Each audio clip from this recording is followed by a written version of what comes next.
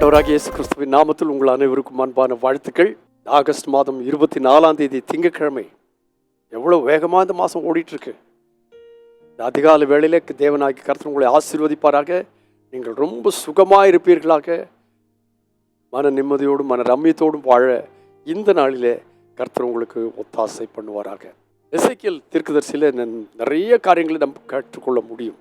எசேக்கியேல் தீர்க்கதரிசியின் வார்த்தைகளை நாம் வாசிப்போமானால் அந்த தீர்க்கதரிசிகள் எல்லாருமே இஸ்ரவேல் ஜனங்களுக்கு வருகிற வாழ்வை குறித்து, அதாவது அவர்கள் படுகிற பாடுகள், அவர்களுடைய அடிமைத்தனம், அவர்கள் ஒடுக்கப்படுகிற சூழ்நிலை, இது எல்லாத்தையும் சொல்லிகிட்டே வந்தாலும் கூட அவர்களுக்கு வரப்போகிற வாழ்வை குறித்து தீர்க்க தரிசனமாய் உரைத்து கொண்டிருந்தார்கள். நம்முடைய வாழ்க்கைகளில் வருகிற பாடுகள் நிரந்தரம் அல்ல.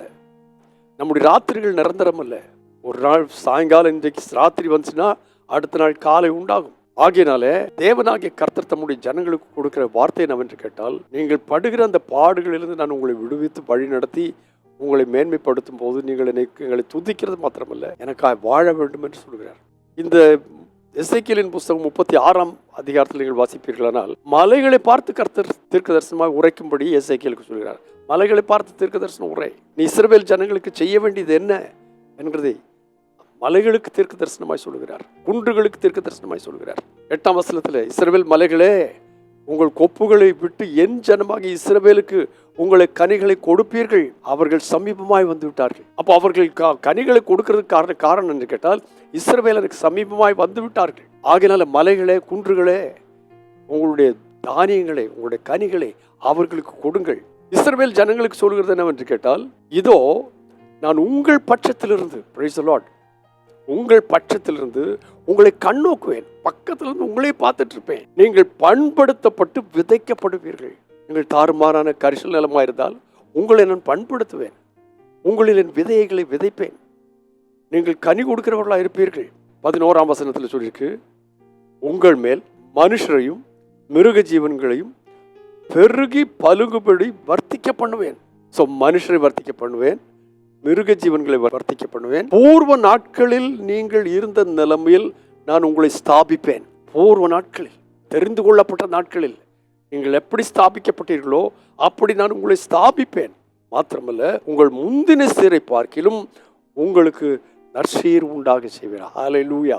இந்த திங்கட்கிழமை காலையில அதைரியமாய் காணப்படுகிற யாராவது இந்த வசனத்தை கேட்பீர்களே, ஆனால் முதலாவது உங்களை ஸ்தாபிப்பேன். ஸ்தாபிக்கிறது மாத்திரமல்ல, உங்களுடைய முற்சீரை பார்க்கிலும் ஆண்டவரத்தில் வந்த பொழுது தேவன் உங்களை ஆசீர்வாதம் தந்த ஆசீர்வாதத்தின் சந்தோஷம், அந்த ரட்சிப்பின் சந்தோஷம், அந்த ஆரோக்கியத்தின் சந்தோஷம், வாழ்வாதாரங்களின் சந்தோஷம், உங்கள் குடும்பத்தின் சந்தோஷம், பூர்வ நாட்களில் நீங்கள் இருந்த நிலையில் நான் உங்களை ஸ்தாபிப்பேன். அது ஸ்தாபிக்கிறது மாத்திரமல்ல, உங்கள் முந்தின சீரை பார்க்கிலும் உங்களுக்கு நற்சீர் உண்டாக செய்வேன். நான் நற்சீர் உண்டாக செய்வேன், அதனால் நான் கர்த்தர் என்று அறிந்து கொள்வீர்கள். ஸோ இந்த நாளிலே, இந்த வாரத்தில் தேவனாகிய கர்த்தர் உங்களுக்கு முந்தின சீரை பார்க்கிலும் நற்சீர், better than days before, I will do better unto you than at your beginning. உங்களுடைய முந்தின நாட்களை காட்டிலும் நல்லவைகளை நான் உங்களுக்கு செய்வேன். என்னை நம்புங்கள், என்னை பின்பற்றி வாருங்கள்.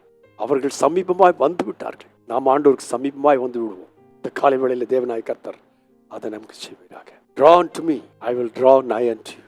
எனக்கு நீங்கள் சமீபமாய் வந்தால் நான் உங்களுக்கு சமீபமாய் வருவேன்.